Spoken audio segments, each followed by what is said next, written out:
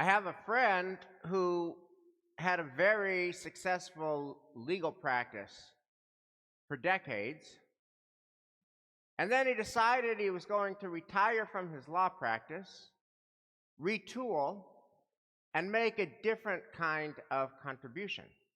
Well, as it happens, Harvard had a perfect program for him. It's a program that trains people for 1 year, people who have had a successful career in one field, to think about that different kind of contribution they can make in another. And I spoke with him when his program was over and asked, what was the single most memorable moment of your year? And what was the single greatest learning from this year of new thinking? And he said that when the class began, there was edge in the room. You have a room full not of type A personalities, but type A plus personalities. And there was an edge. Is my resume as good as the next person's? Are my accomplishments as deep as the next person's? And during the first part of the class, there was a lot of sharing of war stories of success. And of course, when the speaker shares a war story of success, it creates in the listener the thinking of, wow, what do I have? What's comparable that I have? My own war story of success. Then he said there was one class that completely changed the tone of the entire class, and that's what he's going to remember forever. He said the title of this class was The Power of Sharing Your Vulnerability.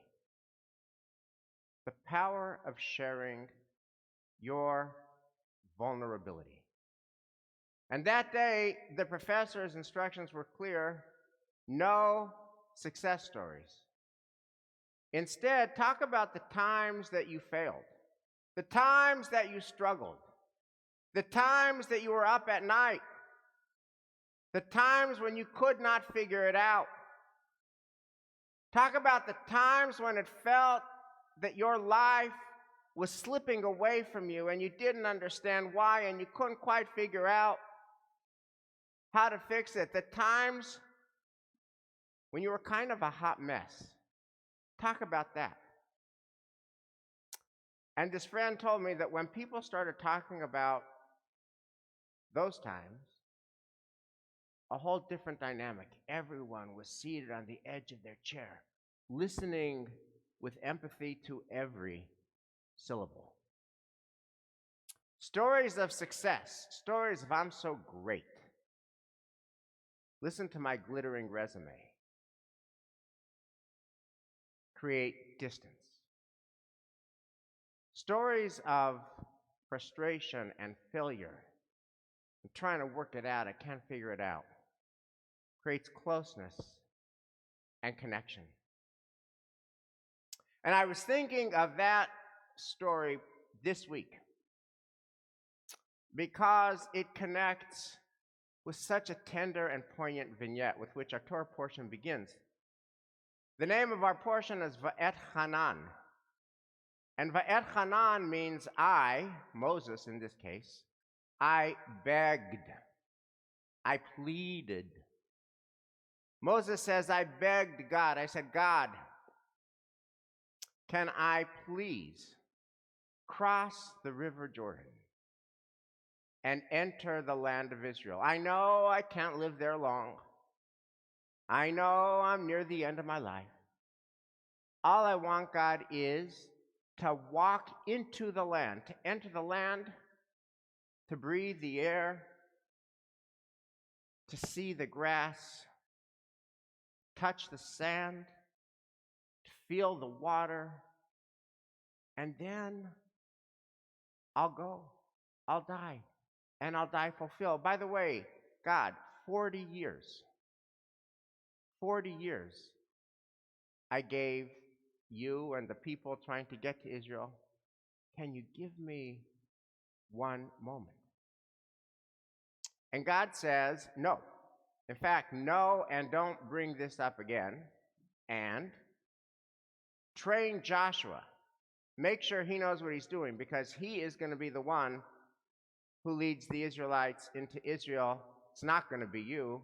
And by the way, you can go to the top of that mountain. When you get to the top of that mountain, you can see the river Jordan that you are never going to cross. And you can see the land of Israel that you will never enter. And then you can die. V'et Hanan. And the question is, what is this V'et Hanan prologue? I begged, I pleaded, and God said no. What is it doing here? And I think this is the biblical version of the power of sharing our vulnerability. After all, throughout much of the book of Deuteronomy, Moses has a different voice. It's a harsher voice, harder to love. It's if you do the mitzvot, you get to stay in the land. And if you don't do the mitzvot, you'll get kicked out of the land. And that lawgiver voice is hard to love. But here Moses shares his vulnerability. He says to the Israelites, hey, I'm actually a human. I'm a person. And to be totally honest with you, my heart is broken. My heart is broken because I have real brokenness in my life. I spent 40 years trying to lead you into the land of Israel. And now I'm so close, I can almost feel it.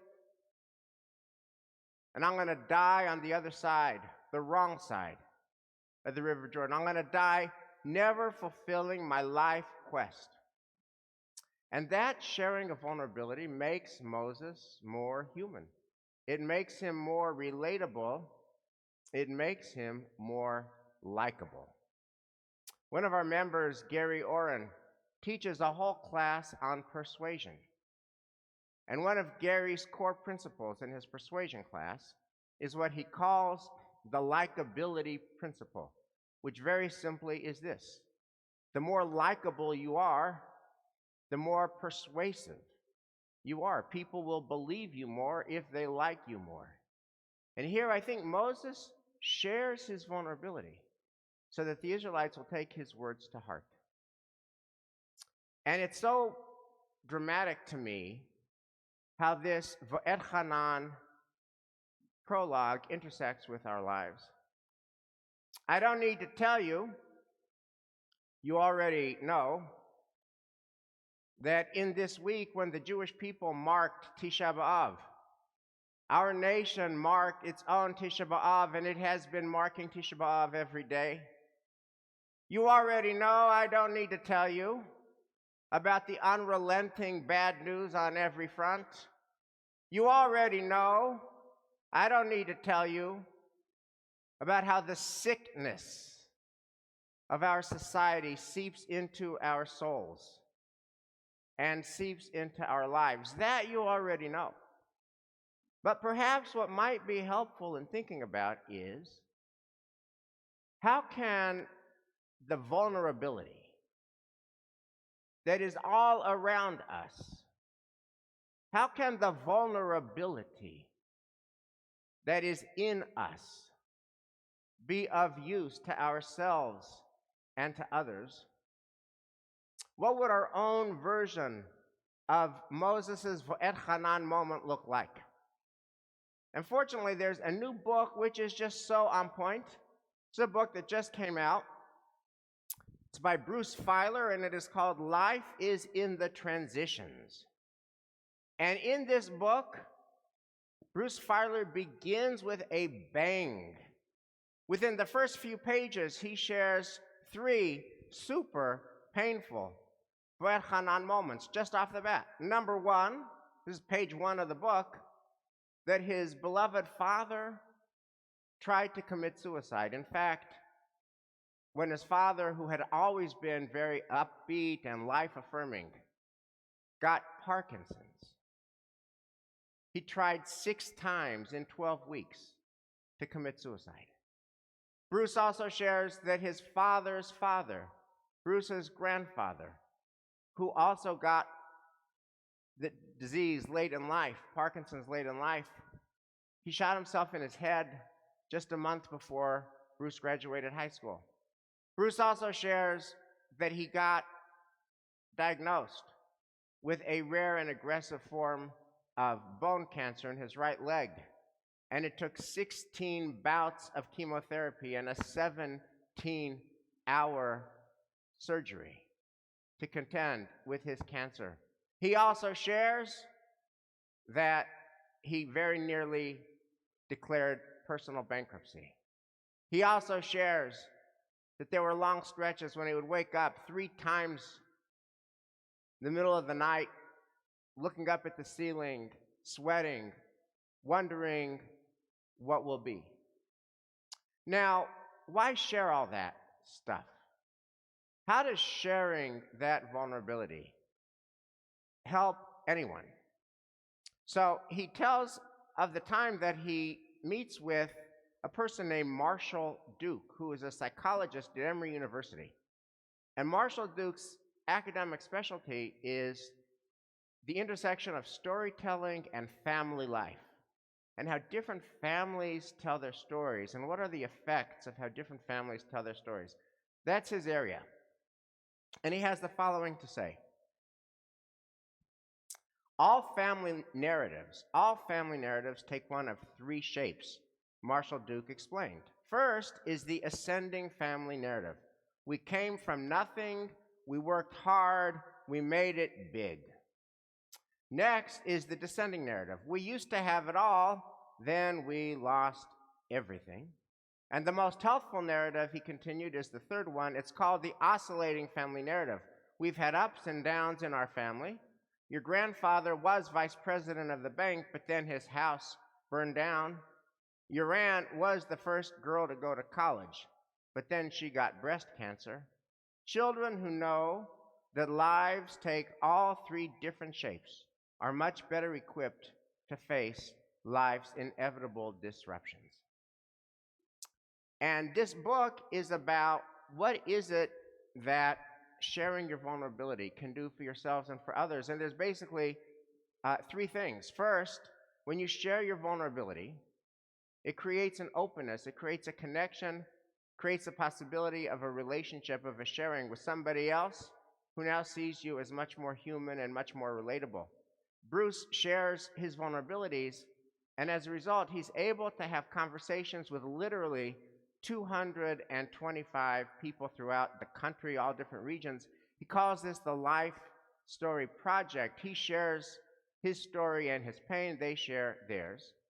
Second, when you share your vulnerability and create that kind of connection, you realize that you're not alone, that you're not the only one who's going through this.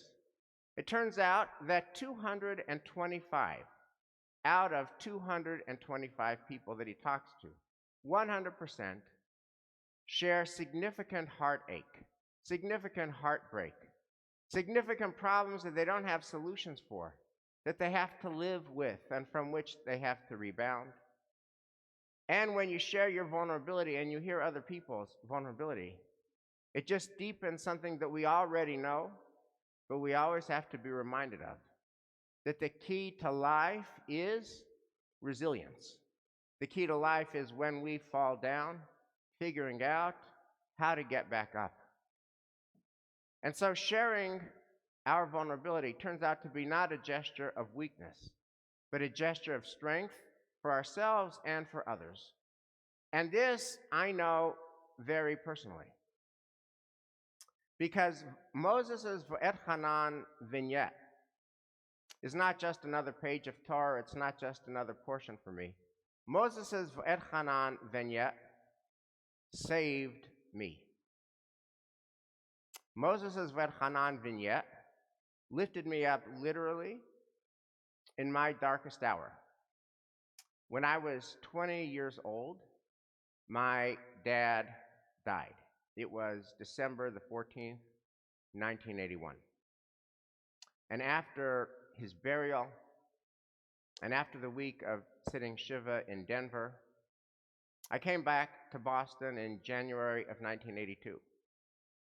And those were the days when you came back to your exams. And those were the days when January was actually cold out. And the combination of exams and real cold and my dad was dead just felt overwhelming. And I remember sitting in different libraries with a stack of books, trying to get my head in the game, trying to get re-engaged in taking this exam in 5 days, writing this paper that's due, and feeling waves of sadness. And I kept trying to reckon with the fact my dad is dead, which means he's never going to see me graduate college. He's never going to see me get married. He's never going to see me have children. He's never going to see me become an adult. How am I supposed to make peace with that? And I still remember like it was yesterday. It was 38 years ago, but I remember it like it was yesterday. That I always took with me in my backpack not only all my coursework books, but a chumash. And when that wave of sadness rolled over me, and I thought, how am I going to do this? I would read at Hanan. I would read how even Moses died on the wrong side of the River Jordan. I would read how even Moses had important parts of his life work that were unfulfilled. I would read how even Moses lived and died with pain. And if it could happen to Moses, it could happen to my dad. Somehow reading Moses' end made me feel better. Somehow reading V'et Hanan, 1982, made me feel that I was not alone. Somehow reading it gave me the courage to go on. What Moses did for me back then, we can do for one another today. All of us have vulnerability. How do we share it, offer it up, learn from it, redeem it by growing from it? V'et Hanan, like Moses himself. Shabbat Shalom.